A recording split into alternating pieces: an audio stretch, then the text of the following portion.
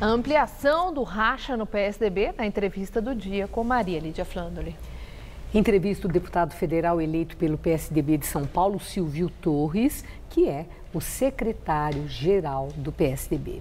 Muito obrigada por estar conosco, muito oportuna essa possibilidade de conversarmos no dia seguinte da destituição de Tasso Gereissati da presidência interina do PSDB por Aécio Neves. Foi um ato que surpreendeu e Aécio deu as razões dele, dizendo que Tasso deveria sair para que houvesse ali isonomia, igualdade de oportunidades entre Tasso Gereissati e Marconi Perillo, que são candidatos à presidência do partido em dezembro agora, na convenção, quando vocês vão votar o novo presidente.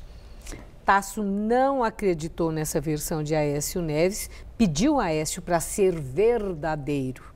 Eu quero saber, o senhor acredita na justificativa de Aécio Neves? Ele foi verdadeiro?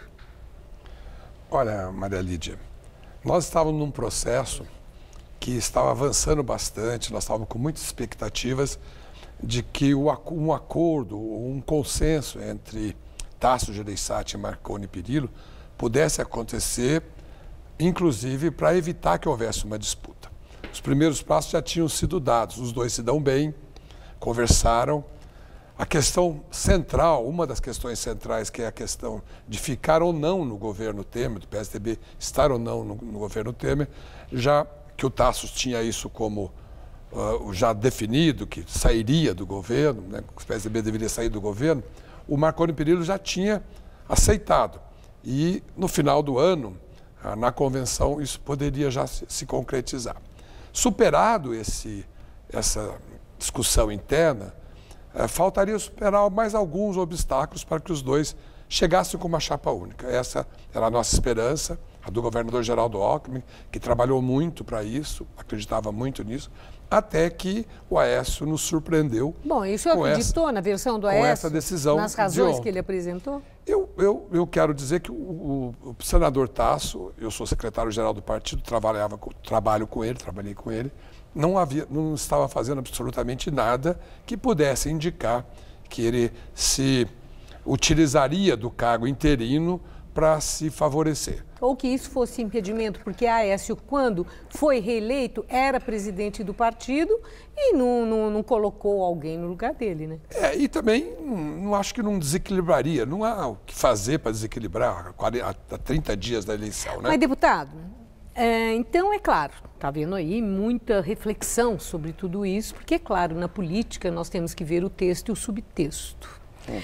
E fica a indagação, se isso foi um ato isolado do Aécio Neves ou aí teve mandante.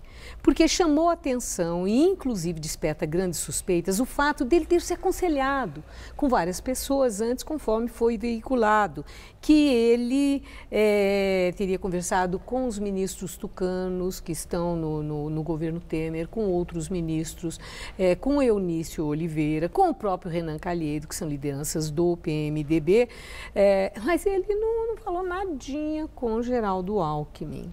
Então entra aí, Alckmin se mostrou muito surpreso. Entra então a indagação, se as digitais de Michel Temer estão aí, se Aécio Neves está pagando uma conta para o apoio que ele teve quando ele esteve ali quase num estado terminal no Senado, pelo afastamento determinado pelo Supremo. Então a indagação é essa. Existe aí toda uma estratégia política armada por Temer, pelos ministros tucanos, governistas, pelo próprio Serra e pelo Goldman?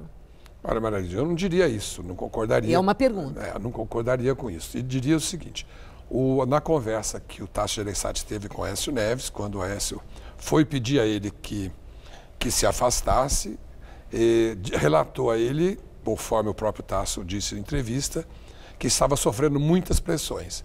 Não disse quais pressões.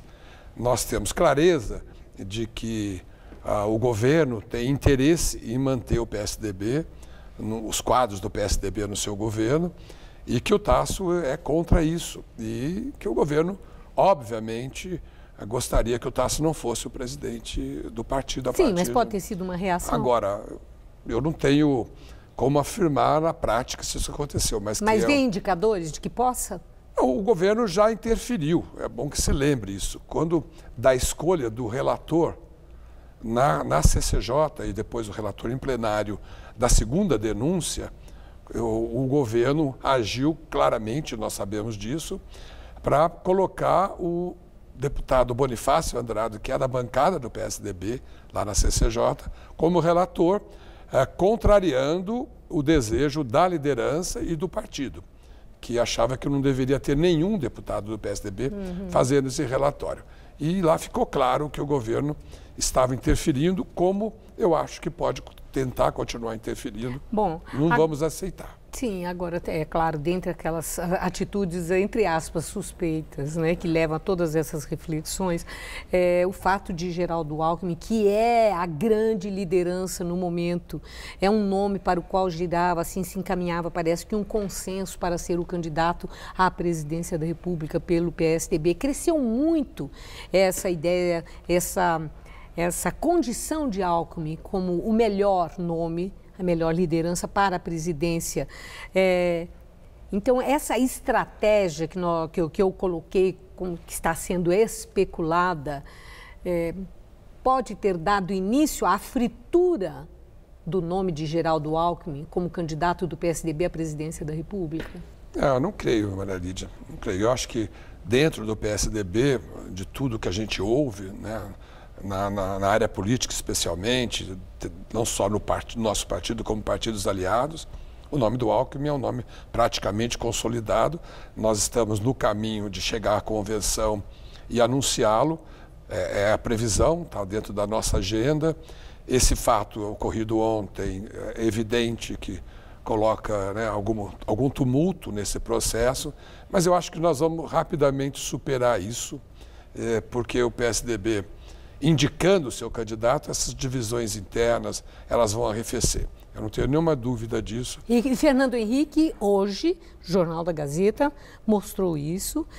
Fernando Henrique soltou uma nota em solidariedade a Tasso Gereissati. Ele pede a unidade do partido, ele pede tolerância às divergências de opiniões e ele também dá maior apoio ao nome de Geraldo Alckmin. Isso tem um peso significativo, encerrando. O Fernando Henrique é um nome, né, que dentro do PSDB é respeitado por todos. A sua manifestação anterior já apontava para que o PSDB tivesse uma atitude bastante firme com relação às expectativas da sociedade. Okay. Ele foi surpreendido com essa decisão também e acho que ele está indicando um rumo para o partido que vai nos levar à vitória. Muito obrigada por sua entrevista. Uma boa noite. Boa noite.